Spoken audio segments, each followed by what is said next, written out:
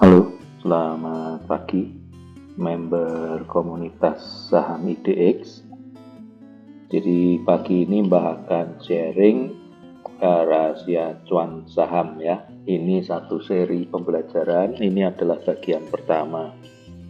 Dan Mbah sendiri mempunyai branding reparasi saham dan Mbah hanya aktif di satu komunitas saja, yaitu di komunitas saham IDX.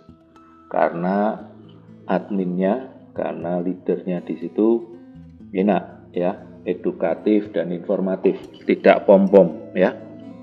Jadi objektif, rasional, waras dan nalar. Itu yang membuat Mbah memutuskan hanya mau aktif di satu komunitas saja. Oke, jadi bagaimana rahasia cuan saham ya? Yang pertama sederhana, pilih saham yang benar dong ya. Jadi buat kalian para trader investor yang newbie ataupun yang gagal ya, semoga dengan konten ini kita mempunyai satu pola pikir mindset, pola bernalar yang benar ya, pola melihat situasi dengan tepat ya, sehingga Anda bisa menangguk cuan dari Bursa Efek Indonesia. Oke, jadi bagaimana cara memilih saham yang benar? Ya, cara yang memilih saham yang benar itu sebetulnya sederhana, yaitu seperti Anda berdagang barang apapun ya. Kalau kita itu pedagang, itu mau sukses mesti menjalankan 4 prinsip berdagang ya. 4 prinsip berdagang saham, yaitu nomor 1 mutu ya. Kita umpamakan Anda jualan di pasar ya, Anda di tengah masyarakat, di tengah konsumen, Anda pasti mau jualan barang yang bermutu. Kenapa? Ya, kalau barang yang bermutu itu menghindarkan diri Anda dari komplain customer ya kan. Anda tidak sering dikomplain customer, tidak ada barang retur, tidak ada barang rusak di gudang Anda. Itu kalau Anda memilih berdagang barang-barang yang bermutu. Nah, maka sama dengan hal ini. Di Bursa Saham Indonesia itu ada 900-an saham. Tetapi tidak semua bermutu ya. Artinya tidak semua oke. Ya, ada juga yang sampai masuk dalam pemantauan khusus. Ya, berarti kan nggak oke dia. Ya, berarti mutunya kan nggak masuk. Ya, itu satu. Lalu yang kedua, kalau Anda jualan barang, Anda mau pilih jualan barang yang susah jual atau yang gampang jual? Ya, jualan barang yang gampang laku atau yang susah laku? Nah, tentunya kita sebagai pedagang secara umum mayoritas itu pasti pilih jualan barang-barang yang laris, yang laku. Oke ya, itu yang kedua. Lalu yang ketiga, ketika Anda mau membeli barang ya, karena barang ini akan Anda jual lagi, Anda seneng nggak kalau barang itu lagi diskon? Ya, barang dagangan Anda ya, yang Anda biasanya beli di 1000 lalu jual di 1500 ya kan? Hari ini dia didiskon. Anda bisa beli hanya dengan 600. Anda senang nggak? Ya, senang kan? Nah, berarti benar kan bahwa kita sebagai pedagang ya, kalau mau kulaan barang ya, kita beli barang ya tentu saja nunggu waktu diskon kan. Ya, karena kalau barang itu diskon, barang itu laris, barang itu bermutu, kan pasti laku. Nah, kalau Anda dapat harga HPP, harga pokok pembelian Anda, average buy Anda di harga yang rendah, kan berarti rentang cuan Anda semakin lebar ya. Gampang kan? 3 prinsip ini. Nah, lalu yang berikutnya apa? Prinsip keempat. Kalau kita berdagang ya, berdagang itu tentunya kita mau cari barang yang masih ada margin keuntungannya ya. Rentang keuntungannya itu masih leluasa. Ya, istilah Mbah seperti itu. Jadi masih kasih cuan ke kita ya. Nah, sekarang pertanyaannya, 4 prinsip berdagang ini bagaimana diterapkan di saham ya. Oke.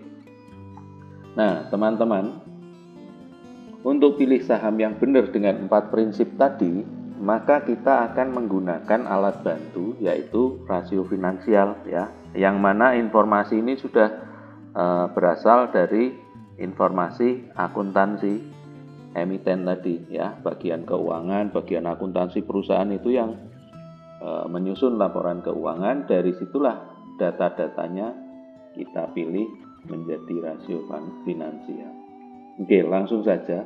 Kriteria pertama tadi adalah mutu ya. Mbah punya 4 saja kriteria mutu ya, untuk digunakan saling melengkapi, saling menunjang. Ya, nomor 1 itu Mbah selalu cari yang namanya NPM, yaitu profitabilitas perusahaan secara umum. Kalau masih gede berarti penjualan dan biaya dalam perusahaan tersebut dikelola dengan baik. Boleh diduga industrinya masih longgar, gak terlalu kompetitif. Ya, bahkan Mbah beli, istilahkan haram buat Mbah beli saham yang rugi. Ya, itu nomor 1. Ya, mutu yang pertama Mbah ngukurnya dari NPM. Lalu yang kedua ROE, ini pelengkap saja ya, tapi yang utama adalah NPM. Ini pelengkap saja untuk pembanding. Jadi pilihan investasi kan ada juga di obligasi, di deposito. Nah, kalau kita mau membandingkan investasi di saham dengan yang tempat lain, kita pakainya kriteria ROE ya. ROE-nya berapa persen? Kita bandingkan dengan bunga di bank berapa persen. Nah, kalau gedean ROE-nya berarti saham itu cukup layak untuk menjadi tempat kita berinvestasi ya. Kemudian EPS. EPS ini adalah ukuran laba. Kalau tadi NPM itu net profit margin, itu dalam persentase. Kalau EPS ini ukuran laba ya, NPM tapi dalam rupiah per lembar saham ya. Per lembar saham itu cuannya berapa ya, laba bersihnya yang siap dibagikan kepada kita para pemegang saham ya. Lalu kriteria keempat itu adalah DER. DER ini besar kecilnya hutang. Jadi kalau perusahaan itu hutangnya gede, beban dan risiko finansial perusahaan itu menjadi meningkat. Nah, kita carinya yang jangan berhutang besar, karena kalau hutangnya besar itu menggerus EPS ya. Logikanya begitu. Jadi inilah kriteria yang Mbah pakai ya. NPM tadi kalau lebih besar lebih baik, ROE lebih besar lebih baik, EPS lebih besar lebih baik. Kalau DER Mbah punya patokan angkanya kurang dari 60%, di bawah 60% ya DER-nya, atau di bawah 0,6. Oke, itu kriteria pertama, mutu ya. Yang utama pilihnya NPM ya. Kalau NPM-nya enggak hijau, itu Mbah sudah enggak masukkan dalam portofolio Mbah. Kemudian kriteria kedua, kita cari barang kalau sedang diskon ya. Teman-teman juga kenal yang namanya Lo Keng Hong dengan semboyannya beli Mercy di harga bajai ya. Ya, itu berarti valuasi ya, valuasi. Istilahnya valuasi. Valuasinya itu kita melihat PBV dan PER ya. Murah mahalnya saham itu dilihat dari situ, sedang murah atau sedang mahal gitu ya. Nah, kita carinya yang sedang murah ya kan, karena mau dijual lagi ya. Ngapain kalau dijual lagi, kita belinya sudah di harga tinggi, yang teorinya begitu ya, masuk akalnya begitu kan. Jadi cari nilai PBV di bawah 1 dan PER di bawah 6. Kalau itu diperoleh kondisi itu ideal banget. Terus boleh nggak naik-naik dikit ya silahkan. Ini kan hanya untuk patokan saja. Seperti kalau Anda belajar nyetir mobil, kalau belum bisa Anda masuk gang sempit, ya Anda turun kan, lalu lihat kiri kanan masih bisa nggak. Ya ini kira-kira gitu. Karena Anda nggak turun terus bawa penggaris ngukur ini masih berapa senti kan, nggak gitu ya. Cukup sebagai patokan saja ya, tidak mutlak. Lalu ketiga tadi adalah laris dan laku. Nah, kalau kita mau jualan saham ya cari saja yang masuk kategori barang laris dan laku. Mbah punya kriteria kalau volume rata-rata volume atau volume hariannya itu 1 jutaan ya, itu berarti masuk kriteria barang laris dan laku. Artinya mudah dijual ya, mudah beli, mudah dijual juga. Kemudian potensi cuan, Mbah melihatnya dari satu sisi ya. Sebetulnya ada sisi yang lain untuk melihat potensi cuan, tapi rada ribet. Jadi Mbah pakai yang sederhana aja, adalah mengukur 52 high dan 52 low, harga tertinggi dan terendah setahun lalu. Rentangnya masih cukup gede atau enggak? Kalau rentangnya gede, berarti saham ini boleh dikatakan memberi peluang cuan yang gede dari ayunan naik turunnya saham. Oke. Nah, berikutnya, lalu pertanyaannya bagaimana ya menerapkan ini semua? Nah, kebetulan kalian yang ada di komunitas saham IDX ya beruntung karena Mbah sudah sharing tools ya untuk mendapatkan angka-angka dan melakukan pengurutan ya secara mudah pakai tools ini ya. Silahkan nanti dipakai, kita akan lihat linknya sudah Mbah bagikan, nanti kita lihat video penerapannya.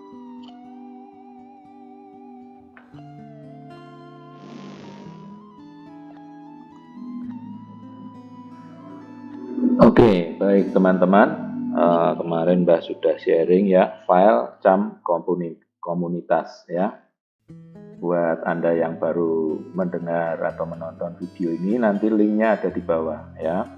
Setelah Anda buka linknya, nanti Anda minta aksesnya ke Mbah ya. Nanti Mbah bukakan. Untuk ini versi gratis ya, versi non komersial.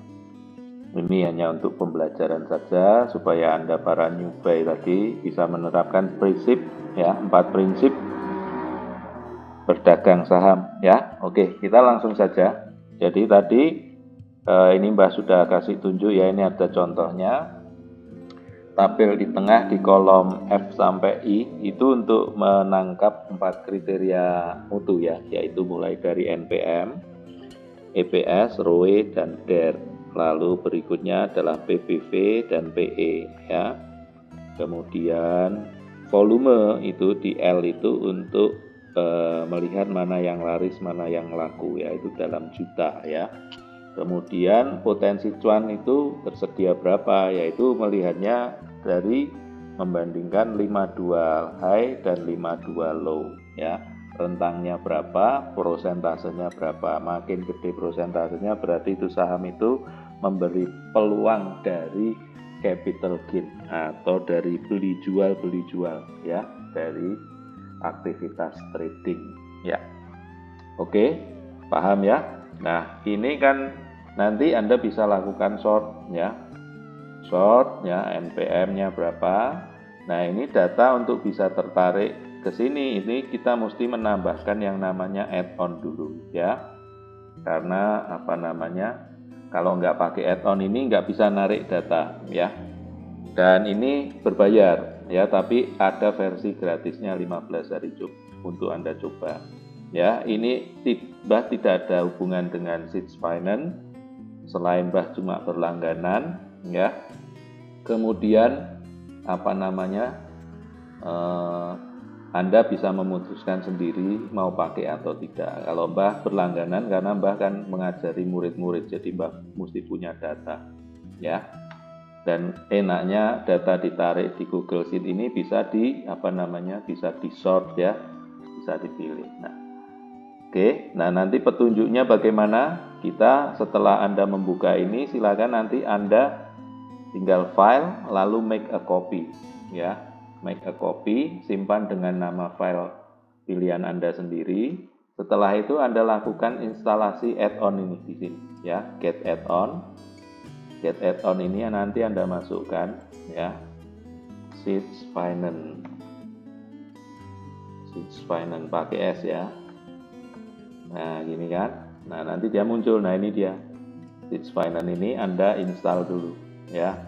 Install lalu register itu email Anda, nanti diaktifkan kan. Kalau sudah aktif Anda bisa gunakan ya, versi free kalau tidak salah 15 hari kerja. Nah, Anda bisa pakai, petunjuknya ada di bagian bawah. Nah, teman-teman, mengapa ini penting ya? Silakan teman-teman lihat ada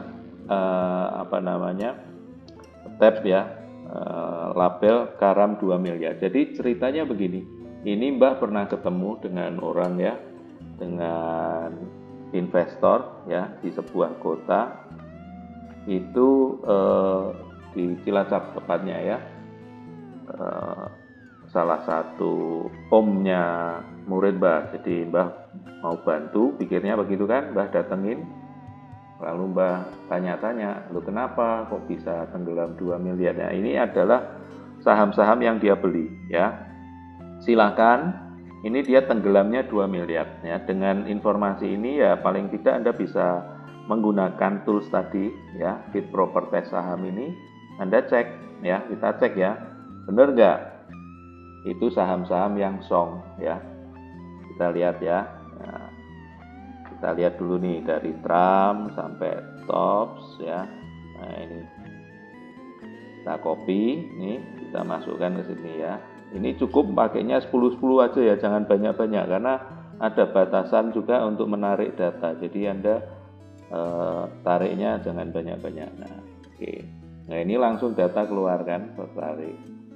Nah, nanti Anda sort dulu by NPM-nya dari yang terkecil sampai yang terbesar. Nah, ini. Nah, paling tidak ini sudah kelihatan nih NPM-nya yang merah-merah ini. Nah, hindari yang merah-merah begini, Anda hindari. Ya, kalaupun Anda masuk ya yang NPM-nya positif ya, EPS-nya positif ya. Jangan yang minus. Walaupun di grafik harian di bursa saham dia grafiknya naik, tapi itu prinsipnya adalah perusahaan yang nggak sehat ya. Artinya dia tidak menghasilkan laba. Lah kok Anda beli, kan aneh itu. Perusahaan nggak untung kok Anda beli. Ya memang kalau Anda sebagai scalper atau Anda hanya sebagai orang yang nyalinya sudah gede, skillnya tinggi, Anda hanya mau scalpingnya aja ya silakan, nggak apa-apa. Ya, tapi buat para pemula, Mbah sarankan jangan masuk ke situ. Ya, karena dulu waktu Mbah masih Pluto, ya juga nyemplungnya di saham-saham itu. Ya, setelah berapa? 3 tahun juga nggak bisa dijual karena dia nyungsep di 50, bahkan sekarang dengan FCA sudah bisa turun lagi ya. Mbah belum merescue itu karena Mbah sedang fokus ke yang lain ya, tapi duit macet di situ ya. Oke, paham ya. Jadi nanti silakan Anda tes ya, gunakan ini. Misalnya nih ada lagi, kita lihat apakah semuanya jelek ya. Dia nggak jelek, ada juga yang bagus yang dia beli gitu kan, tapi timing belinya salah gitu ya. Ini bagian pertama kan kita baru pada tema memilih saham yang benar. Oke, nah ini kita lihat aja, ada yang positif tapi belinya pas harganya tinggi. Jadi prinsipnya kita kan mau beli waktu harga diskon, betul ya. Kita kan tadi diajari, kapan belinya ya waktu diskon lah, kita mau jual lagi ya. Nah, ada juga yang saham bagus ya kan. Nah, ada nih yang bagus kan, yang positif, tapi dia waktu itu belinya di harga yang ketinggian gitu, sehingga sudah nggak naik lagi, ketinggalan harganya, otomatis tadi 2 miliar ya, hilang garam 2 miliar ya. Oke ya. Nah, apakah dia menjadi murid Mbah ya, karena Mbah itu orangnya kan suka guyonan gitu, mungkin orang lain nganggep remeh gitu ya, nggak percaya, ya udah nggak apa-apa ya. Kita sifatnya hanya mau menolong, Anda kita kasih informasi dan pengetahuan yang benar, nggak mau ya sudah kan begitu. Silakan, itu duit-duitmu. Oke ya. Nah, ini adalah tools ini supaya Anda jangan mengikuti jejak ya si tadi itu yang di Cilacap itu ya. Umurnya 70 itu. Umurnya 70 masih trading saham. Lincah kalau pakai aplikasinya, lincah. Jadi reasoning, alasannya, pola pikirnya itu banyak yang nggak pas ya. Jadi tenggelam 2 miliar. Kalian jangan mengikuti jejaknya ya. Jangan coba-cobalah. Ini duit ya, bukan daun. Oke, lalu yang bagian saham ini Mbah hanya bercerita, ini adalah tools PDCA saham ya, yang Mbah gunakan. Ini versi yang versi ini saja, versi non komersial ya. Jadi di sini berguna untuk di bagian yang biru ini adalah untuk mencatat pembelian Anda. Nah, Mbah itu punya prinsip beli itu sepertiga. Kapan? Di satu area buy ya, sekali lagi di area buy yang Mbah sebut bantal. Area bantal untuk membeli itu Mbah sudah bikin dulu ya, kira-kira area untuk belinya di mana ya. Misalkan nih kita mau ke trading view, kita lihat si cam ini. Nah, jadi cam ini juga Mbah nggak masuk radarnya Mbah sebetulnya, tetapi karena di komunitas ini dibahas sekitar 2 minggu yang lalu ya, itu membahas cam ya, maka sekitar 2 atau 3 minggu yang lalu Mbah melakukan analisa. Oke, cam itu kalau mau diuji belinya di area berapa. Nah, ini kalian lihat kan yang di kotak atas ini, persegi panjang yang atas ini adalah area buy ya. Mengapa? Karena di situ ada ada support ya. Ini adalah area buy. Lalu Mbah menetapkan area buy-nya adalah di 320. 8% turun ke bawah itu adalah area buy. Jadi kalau dilihat begini ya. Kalau sudah ketemu area gini, ini Mbah ukur sekitar 8% lah. Nah, ini kira-kira kurang lebih itu belinya di sini ya. Gitu. Di range harga dari 320 sampai 292 itu Mbah akan masuk. Jadi ini kembali ke sini ya, ini kan Mbah masukkan nih. Ini coba nih ya. Beli sepertiga bantal di atas. Nah, ini maksudnya apa? Ya, ketika nanti harga sedang menyentuh ini, Mbah akan beli sepertiga. Ya, jadi kemarin kan menyentuh nih ya, kita besarin dikit nih. Kemarin kan menyentuh di harga ini, hari tanggal 1 ya. Ini kan tersentuh nih. Nah, Mbah sudah masuk, tapi ini pun belum sepertiga, baru tes buy ya. Untuk saham-saham yang Mbah sudah yakin itu masuknya sepertiga di atas. Ya, jadi di 320 kemarin Mbah sudah masuk pakai auto buy ya. Tapi hanya sifatnya menguji ya, mempelajari dulu. Tapi seandainya ini sudah firm, Anda yakin pada cam ya, polanya Mbah begini ya. Lalu setelah itu nanti ketika harga turun ke bawah ya, itu Mbah berani beli lagi ya. Kira-kira begitu. Itu yang prinsip yang ada di sini ya. Ini pada saham-saham non kuda lumping. Kalau ini cam melihat ayunannya seperti ini masuk kategori saham kuda lumping ya. Saham yang jot-jotan ya. Jadi naik turun kita manfaatkan hanya fluktuasinya. Tapi ini biasanya saham yang nggak terlalu oke ya, maksudnya secara likuiditasnya juga nggak terlalu oke ya. Terus ini juga mainan bandar ya, suka-suka dia. Kalau dia mau naik mainan, dia mau main kuda lumping ya naik turun ya. Nah, ini jadi kalau Mbah lihat ini, teman-teman kalau mau lihat dari mana Mbah menyimpulkan kuda lumping, ya ini sederhana. Mbah cuma lihat dari sini aja. Bentar, mana ya panahnya kalau tidak muncul. Oh, ini dia. Nah, ini di sini panah. Nah, jadi kuda lumping yang pertama adalah ini. Nah, ini kuda lumping yang pertama.